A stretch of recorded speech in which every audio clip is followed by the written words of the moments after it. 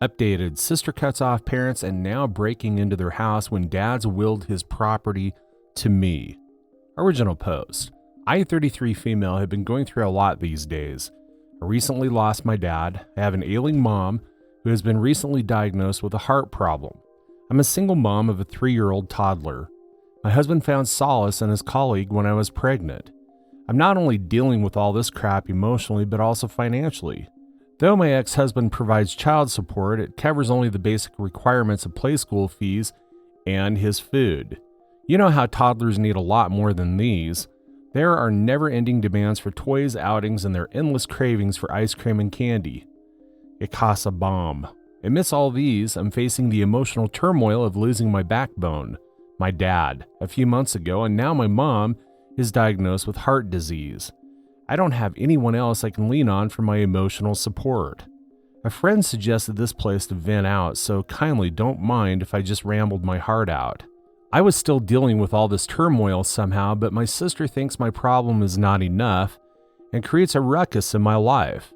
My older sister, I'll call her Karen, 38 female, has been out of the family dynamics for the last 15 years. She left the house for her college, and since then, she has been in limited contact with all of us. She got a job downtown and then married someone there. She didn't even introduce her fiancé to her parents.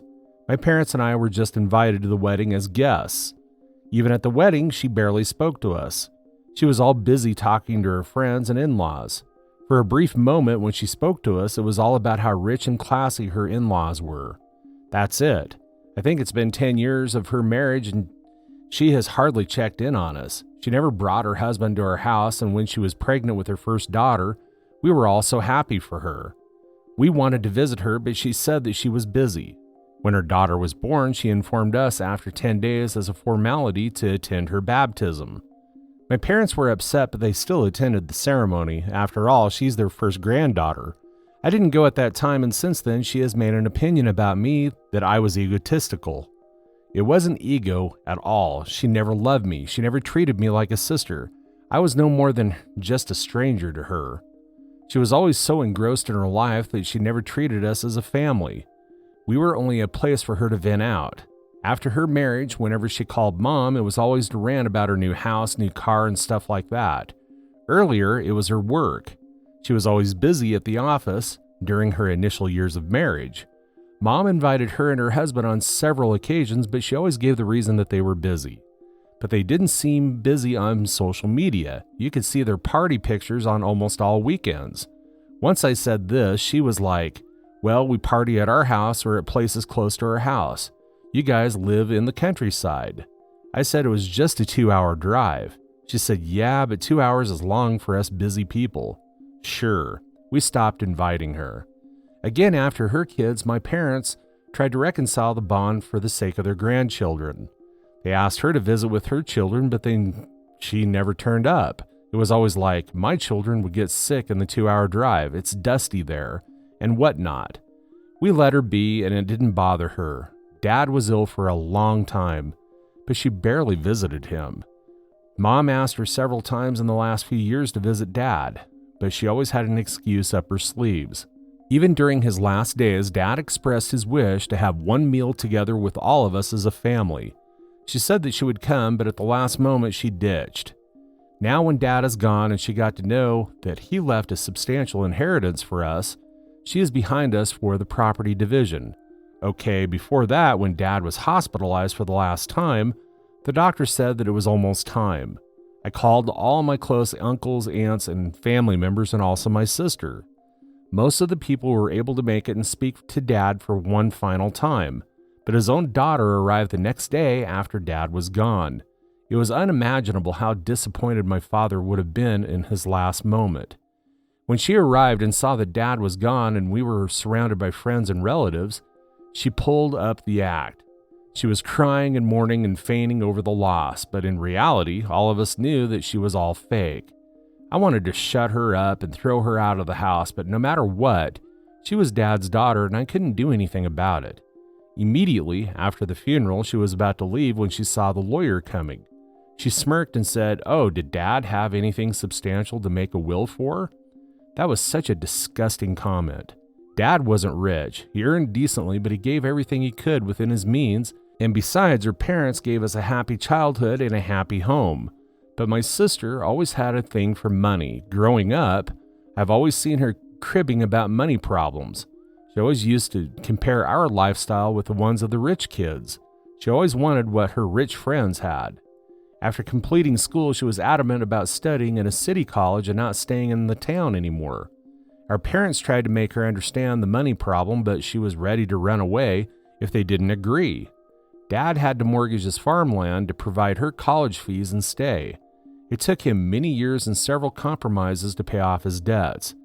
I'm not trying to give these details to portray her as a villain. She's exactly what I'm saying and even more. If I have to ramble about her selfishness, this post would become a book. The lawyer sat us down and read the will. The house goes to Mom, and it would be up to her whom she gave it to at her will.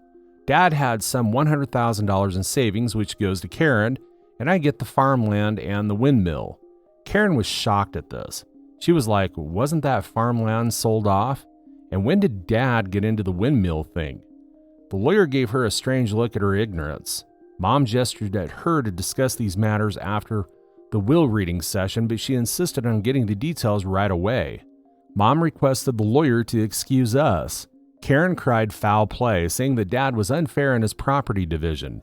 She ranted about how she was never kept in the loop about Dad's business investment. The way she was ranting at Mom, I wanted to give it back to her, but that would mean that she would attack me directly. She clearly had a problem with Dad's substantial property coming to me. Not that I was scared of her, but a face-off with her was the last thing that I wanted to do on my dad's funeral day. Mom tried to explain to her about the farmland and the windmill thing, but she was not letting her speak. Mom lost her cool and shouted at her that she was the one who had cut down the communication with us, and now she can't blame us for not filling her in about our life updates. No matter how hard Mom tried to make her understand, she kept saying that Mom and Dad were biased towards me. She went so far as to say that I was leeching on my parents for their money because I had no husband and a low-paying teaching job at a community school. I felt so sick and disgusted at her mean comments and couldn't hold myself back. I told her if there's anyone who's selfish here, it's she. She was the one who threw Dad knee-deep into debt, and it took him years to recover. In return, she never checked in on him and didn't even visit him during his last days. She was partially right about selling the farmland. Dad had mortgaged that land for her college fees, and for many years he was unable to pay off the loan. When she started earning well, Dad asked her to contribute to the loan EMI, but she denied it and said, as a father, he should bear that. Dad had defaulted on a few EMIs, and the situation got so severe that Dad was on the verge of paying off the loan by selling the farmland. Mom called Karen several times asking for help, but she denied it, saying she was not earning enough to contribute, and she was like, sell off the land, what good has it given until now? Just at the right time, Dad got help from his friend who saved us the farmland. Dad repaid his friend eventually. I was also affected by the crisis. You see, I had started working from an early age. I took up odd jobs during my time off from school, working at orchards and farms on an hourly basis. By the time I graduated from school, I had enough in savings to bear my fee for college. But with the crisis kicking in, I had to let go of my savings for the household expenses. Of course, I cannot starve and let my parents starve and use that money to go to college. I had to drop out for a couple of years until our finances stabilized.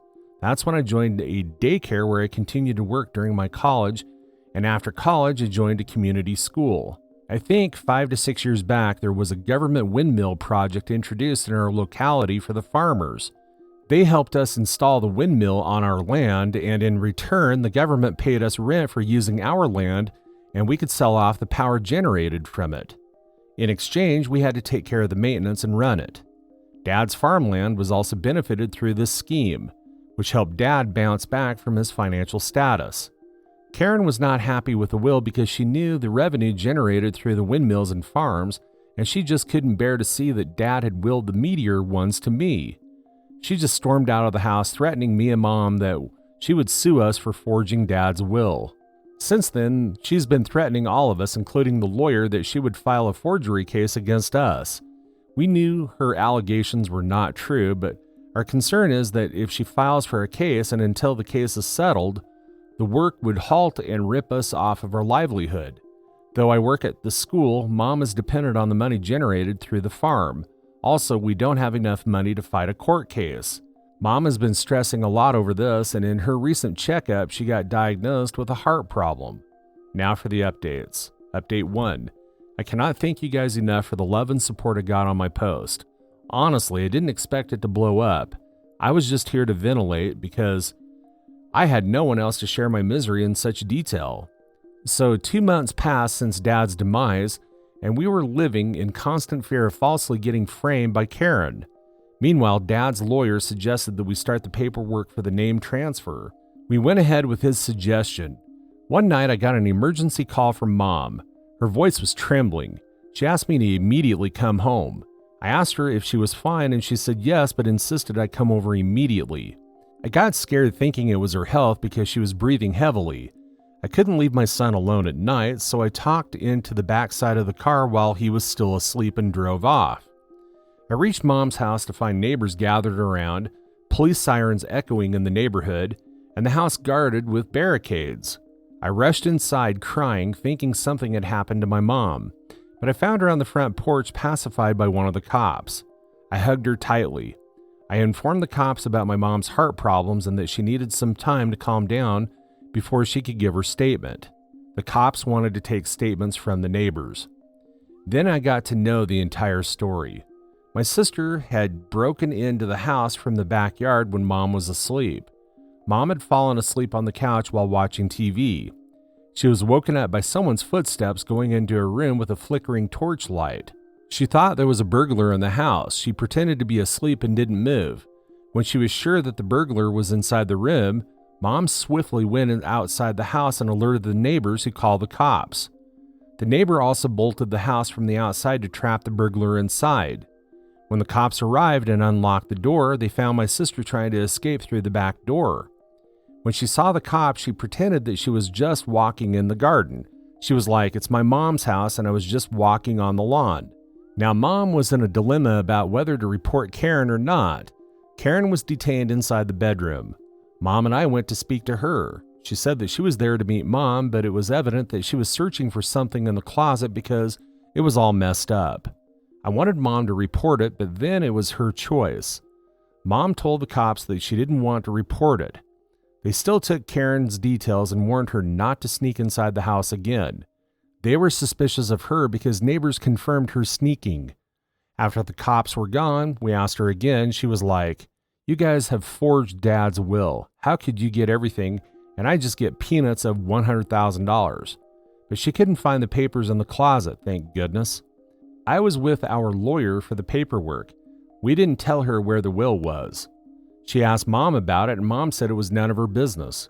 She looked at me and said that it must be at this witch's house. She's the one who manipulated you both emotionally and took my share of the property."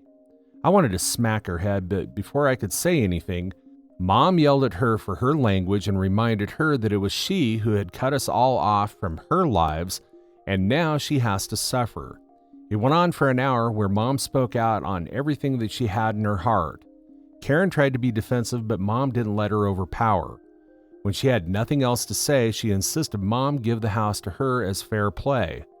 Mom asked her to leave the house, but she was adamant in her demands and asked Mom to promise that she would give the house to her because Dad already gave me enough. My son woke up and we headed home. But before leaving, I dared Karen to not even think of breaking into my house because I would not shy away from reporting her and getting her arrested. She was calling me all sort of names, but I didn't give in to her provocations and left. She even followed me outside the house, cursing me at the top of her voice. She stopped when someone from the neighborhood yelled from their window, threatening to call the cops on her. The next morning, I called Mom to check on her. Mom said that after I left, Karen tried to emotionally manipulate Mom. She was sobbing and complaining about how my parents always loved me and favored me more than her, and that's why she left the town and settled in the city. She insisted Mom promise that she would give her the house. Mom says that she didn't commit to anything, but is thinking of creating a will right away to avoid any conflict in the future. She didn't tell me her decision as to whom she would give the house to, And I didn't ask her either. I was happy and satisfied with whatever Dad left for me. I'm not sure why Karen has not sued us when she was threatening us so aggressively. Not sure though. I guess she doesn't have the required paperwork to proceed. Meanwhile, I followed up with my lawyer and he said that the property would be transferred to my name next month. I'll make an update after that if possible. Thanks for bearing with me and I appreciate all the love. Edit to add. A lot of you commented on why the will was kept in the closet and not in a bank locker. We live in the countryside with a safe, close-knit community. Unlike the city people, we never had any records of severe crimes or even thieves breaking into houses, so we never had any necessity for a bank locker. I know it might sound strange to city people, but this is the norm in countryside culture. Update 2. Thanks to everyone who's been regularly checking up on me. I replied to everyone in chats and comments, but I was just not getting the time to make a detailed update. I just had a lot to settle, and a lot of it took a while, but overall life has been better. Without getting into a lot of details, let me give a quick rundown of what had happened. After my last update, it took another 4 to 5 weeks for the ownership of the farm and the windmill to be transferred to my name. Dad had a working agreement with all the workmen on his field and on the windmill. All of it had to be updated. I took the time to learn how these things work. My mother helped me through it. She used to assist Dad and knew every detail about it. I asked Mom to take care of both businesses until she wanted and keep the profit for herself. We made an agreement around it so that Karen doesn't create a problem in the future. Amidst all these, Mom got a letter of intimation from Karen's husband where he accused Karen of running away with her ancestral heirloom jewelry and some cash. Mom called him and got to know that Karen was into gambling and lost a lot of her husband's money. When her husband denied her any further money, she got into debt and ran away with cash and their ancestral jewelry. Mom asked him about her job, and he said that she left her job long ago after her first kid. This makes us wonder where she was busy all the time when she never visited us, and said that she was busy at work. He said that he would be sending the divorce papers soon to our place. Mom told him Karen wasn't here, so there was no point in sending them to us. He said he didn't know her whereabouts, so he had to send the papers to her parents' house. Not sure about the law in this sort of case where the wife has fled, but that's what he said. Mom told him about all the fuss that Karen had created over Dad's will. Her husband wasn't aware that Karen got $100,000 in the will. He said Karen had told him that Dad gave everything to me and insisted he lend money so that she could sue us for forgery, but her husband didn't give the money. He said that maybe Karen had incurred considerable debts in the gambling and would have used that $100,000 to pay it off. Isn't it so disgusting that she used Dad's hard-earned savings to save her butt from the gambling loss? Yes, it is. Karen didn't visit us after that. Mom tried calling her, but her number was either switched off or out of the network zone. But a few days ago, she called Mom asking for money for some emergency reason. Mom asked her the reason, and she said her daughter met with an accident and her husband was out of town, and she needed urgent cash. It was all a lie. Mom told her that we know the truth and that her husband has sent a legal notice that she had run away with his money and assets. She hung up the call and never called back. I think she's understood that now her malicious actions has been exposed and she can no longer put on a proud face in front of us. Amidst all these, you know that my ex-husband who left me for his colleague has been making advances. We used to sometimes talk about matters concerning her son, and now I see he indulges in comfortable talks with me. It makes me wonder if money can bring a lot more than you think. Anyway, I might cover these dynamics in a different thread, but thanks for all the love and support I got from this community. You guys are the best. Story 2. Update. Am I the a-hole for telling my girlfriend I don't like the person that she's turning into? Original post. For some background, my girlfriend and I have been together for 5 years and met in college. For the past 4 years, things have been great. I've always thought that I was the luckiest guy in the world. She's incredibly out of my league. About a year ago, my girlfriend woke up in the middle of the night and had a panic attack. She couldn't breathe, and I ended up calling an ambulance. She had no history of panic attacks, but was really stressed at work, so we think that's what triggered it. She's currently taking time off work, which I absolutely support, but refuses medication. The doctor recommended anxiety meds, saying she didn't think medication would help with the panic attack was stress-induced. She also doesn't have many friends, and I think that could also be a contributing factor. She has been overall happier. Over the last 6 months, however, she's been changing a lot about herself, and I don't know how to address it. She's dyed her hair an unnatural color. She started wearing more black and dark blue. She's gotten into heavy metal and rock, and she's gone vegan. I've been slowly asking her what's with the new look, new interests, and she says that she's met a girl online who lives in her city who is into the heavy metal scene, and she's taking a liking to it, and has made many friends because of it. I was fine with the new interest and friends, but I was cautious because it's such a drastic change in a short period of time. This past Friday, she was meeting up with her friends. I asked if I could come along. She said that she didn't mind, but asked if I was sure, since it's not exactly my scene. I honestly just wanted to meet these new friends. We get to the show, and I'll admit I was kind of surprised that metalheads are so nice. Sorry to all the metalheads reading this. The only person who didn't acknowledge me or talk to me was this one guy about our age.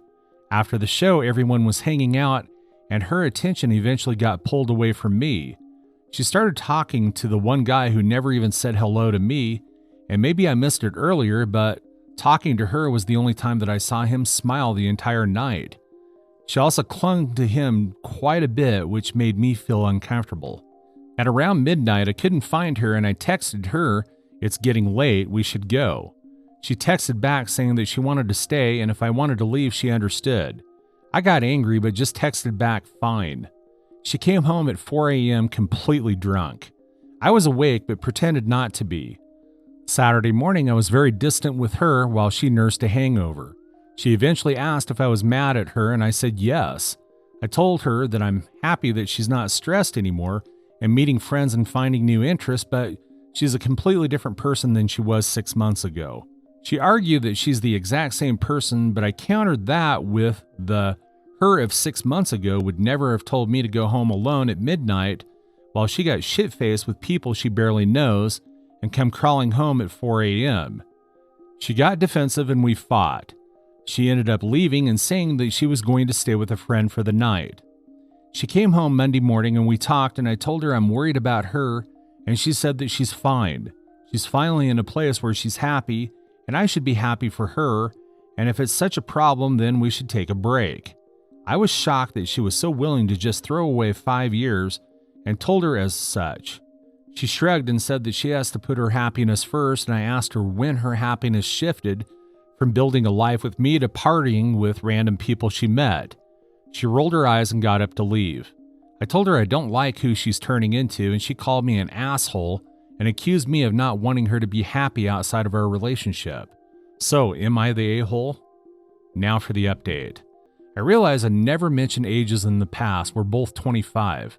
The short version is, we broke up. Before I got home from work, I texted her and asked her to be home so that we could talk. When I got home, she wasn't there, and I had to wait about an hour for her to get home. I asked her plainly if she wanted to break up. She said yes. I asked her why, and she told me it's not me, that I've been absolutely wonderful, but she's changed and has realized that she hasn't been happy for a while, and that included within our relationship. I was pretty hurt, honestly. I asked her why she never said anything sooner, and she said that she thinks because she hadn't realized how unhappy she was until she started feeling happy again. I said she still should have come to me about this earlier. She shrugged. I asked her if she's been sleeping with that guy. She said no, but she hesitated. I asked why the hesitation, and told her she might as well be honest now that the relationship is over. She said that they kissed that night at the after show after I left and made out later, but swears it didn't go any further. I told her it's still cheating, and I wasn't sure if I even believed her. She rolled her eyes and said I asked for honesty, and that's what I got. Believe it or don't. I told her I want her out and asked her to take whatever she could now, and we'd make arrangements for her to get everything so that she can take with her now. She didn't even seem sorry that she cheated or that she threw away our 5-year relationship. Anyway, that's the update. This really sucks. That's all for today. If you're enjoying this story, please like the video and share your thoughts in the comments section down below. Thank you.